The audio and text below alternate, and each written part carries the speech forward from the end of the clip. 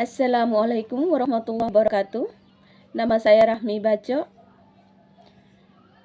Saya akan mempresentasikan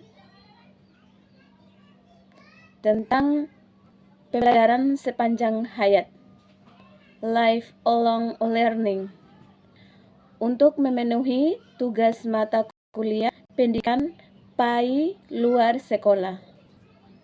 Selamat menyaksikan. Kerangka atau isi yang akan saya bahas adalah tentang yang pertama, konsep lifelong learning. Kedua, kepentingan lifelong learning. Kemudian cara pengamalan lifelong learning yang di dalamnya terdapat pelan sama budaya.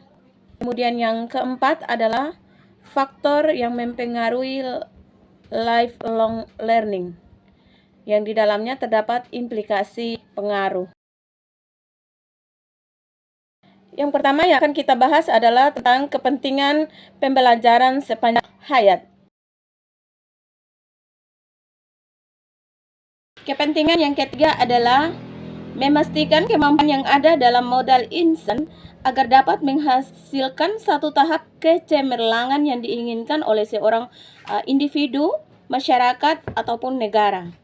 Kemudian yang keempat adalah konsep pembelajaran sepanjang hayat ini dengan ajaran agama Islam yang diturunkan kepada Nabi Muhammad SAW dalam wahyu pertamanya adalah disuruh membaca surat Al-Alaq, berupa satu suruhan supaya baginda membaca, walaupun baginda adalah seseorang yang buta huruf.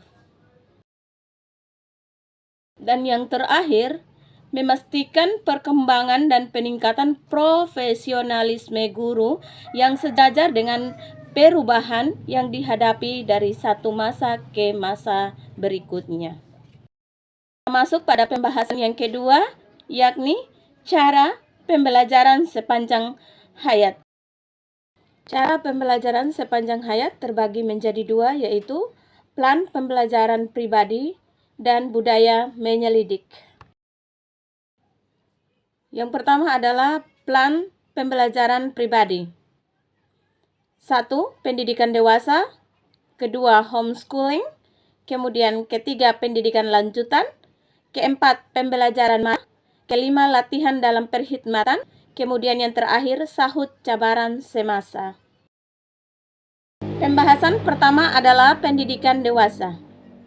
Pendidikan dewasa merujuk kepada proses pembelajaran yang dirancang khusus untuk individu yang sudah memasuki usia dewasa. Pendidikan ini berfokus pada pengembangan keterampilan, pengetahuan, dan sikap yang diperlukan untuk kehidupan pribadi, profesional, serta sosial mereka. Yang kedua adalah homeschooling atau pendidikan di rumah.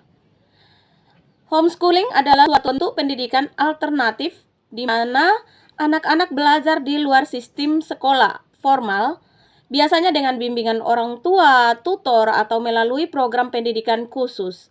Dalam homeschooling, kurikulum dan metode pembelajaran fleksibel dan dapat disesuaikan dengan kebutuhan minat serta gaya belajar anak. Adalah pendidikan lanjutan. Pendidikan lanjutan itu berkonsep pada sekolah formal dan dijalankan di institusi perguruan tinggi. 4. Latihan dalam perkhidmatan, job training, yang berkonsep formal atau tidak formal untuk meningkatkan profesionalisme dan kemahiran melalui bengkel atau kursus-kursus lainnya yang dianjurkan oleh organisasi. Kelima, pembelajaran maya. Pembelajaran maya, virtual learning, adalah proses pembelajaran yang dilakukan secara daring atau online menggunakan perangkat digital seperti komputer, laptop, atau smartphone dengan akses internet. Dalam pembelajaran maya, pengajar dan peserta didik tidak perlu bertemu secara fisik, melainkan berinteraksi melalui platform digital. Yang terakhir adalah sahut cabaran semasa. Artinya, menyambut atau menghadapi tantangan yang ada pada masa kini. Ungkapan ini sering digunakan dalam konteks pendidikan, pekerjaan, dan kehidupan sosial, di mana seseorang atau suatu kelompok dituntut untuk beradaptasi dengan perubahan zaman dan menyelesaikan masalah yang muncul. Pembahasan yang kedua adalah budaya menyelidik. Penyelidikan merupakan salah satu aktivitas yang sangat berkesan dalam pembelajaran sepanjang hayat. Yang pertama, meneruskan penyelidikan, kita mulai berpikir, merancang, melakukan tinjauan dengan membaca berbagai bahan, terutama hasil kajian dari pihak lain. Haris Safwan bin Yaakob mengatakan ada dua faktor. Yang pertama, faktor-faktor yang mempengaruhi amalan penyelidikan. Yang kedua, implikasi amalan penyelidikan. Yang pertama, faktor yang mempengaruhi amalan penyelidikan. Persepsi guru terhadap kepentingan penyelidikan, kemahiran dalam melaksanakan penyelidikan, kesesuaian iklim sekolah, kemudian cabaran dalam melaksanakannya, faktor masa dalam menjalankan penyelidikan, kemudian yang terakhir, keterbukaan dalam mengakui kelemahan.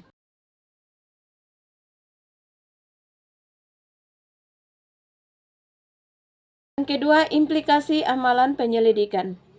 Membantu memperbaiki amalan proses pengajaran dan pembelajaran, meningkatkan pemahaman dan ilmu pengetahuan, memberi tumpuan kepada isu atau masalah, membantu guru lain dalam menyelesaikan masalah, merancang mata pelajaran dengan lebih berkesan, membagikan kaedah pengajaran dan pembelajaran, serta memudahkan pencapaian objektif dalam pembelajaran.